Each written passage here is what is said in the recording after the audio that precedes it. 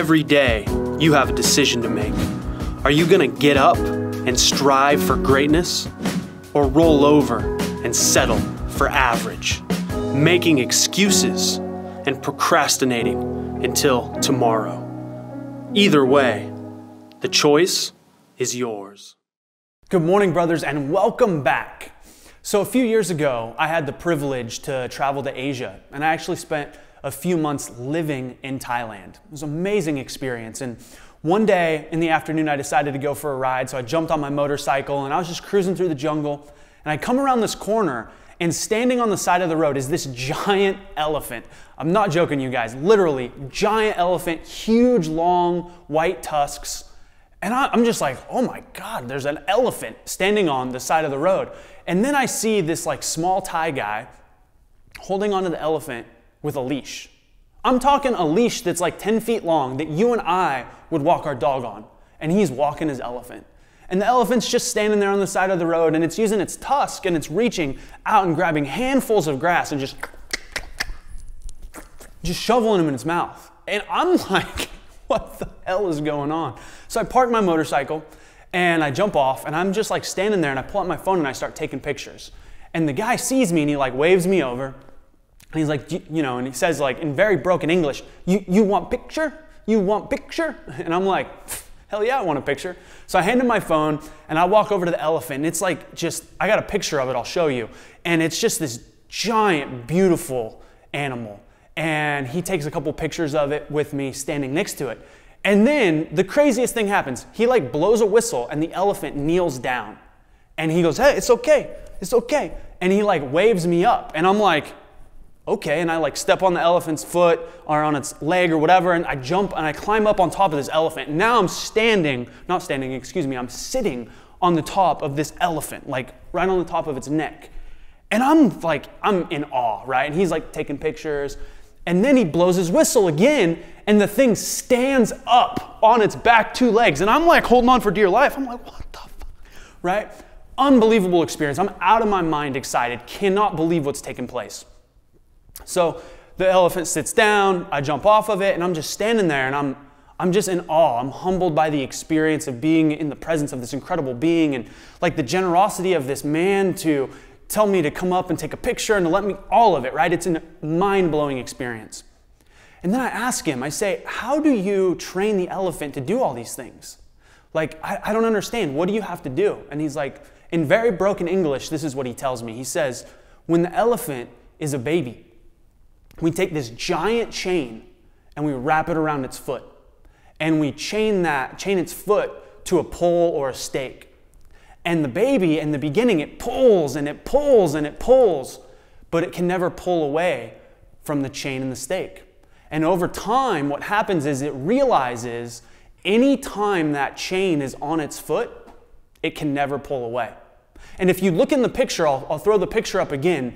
On the foot of the elephant, you can actually see the chain that's still on its foot today. And what he told me is anytime that chain is on its foot, it can never get away. It's been conditioned to believe that if that's there, then it doesn't have any power to pull away. And so this little man can control one of the strongest beasts on the planet with a 10-foot leash.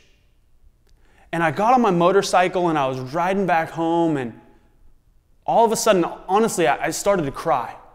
I got emotional thinking about it because I realized that as incredible as that experience was for me, that elephant has forgot who the fuck he is.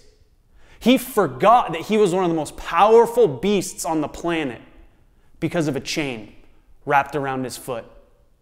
And I was crying because I was sad for the elephant, but then I realized we do this every day in our lives. As men, we forget who we are because of the chains that are wrapped around us in life, because of the beliefs of other people, because circumstances and situations are training us and conditioning us to believe that we're not good enough, that we can't make it happen, that we're not smart enough, strong enough, whatever the fuck it is that we might be chained to, whatever life or circumstances taught us. At times, we forget who we are. And in that moment, I was sad for the elephant, I was sad for myself, and I was sad for just the experience in life of forgetting who we are. And over the years, I've thought about this a lot. Anytime I've faced challenges or any times I've struggled or when I felt like I wasn't good enough. And I remembered that feeling, that thought, those negative thoughts that creep up, it is literally just a chain, a metaphorical chain that we need to get rid of. So my point is this, brothers. It's time for us to remember who we are. So the question is, how do we do this? How do we remember who we are in the midst of everything? Because we're all busy. We have all got responsibilities and things that we have to do and demands on our time and our life. So how do we remember who we are when all hell is breaking loose? In my life, I've developed rituals that help me stay on track. I believe that our life is a result of our rituals. And in the beginning, if we go back to the elephant was chained to a pole. He was conditioned. And that conditioning became his ritual every single day. And so whenever that chain was attached to his foot, it was a reminder, it was the ritual that he could not pull away.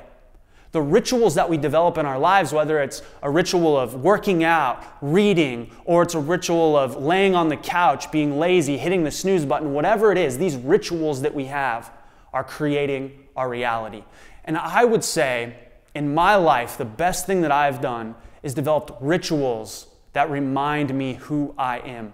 Because I forget, we all forget at times. So I challenge you to go out and start to develop some rituals that you can create in your life that are specifically for you, that help you remember and remind you who you are. So you can be the best, strongest version of yourself every single day. I'll leave you guys with this. The only thing stopping you from getting from where you are to where you want to go is the rituals and the bullshit story you keep telling yourself as to why you're not there. Develop these rituals, and I guarantee you it will change your life. I'll see you guys next week.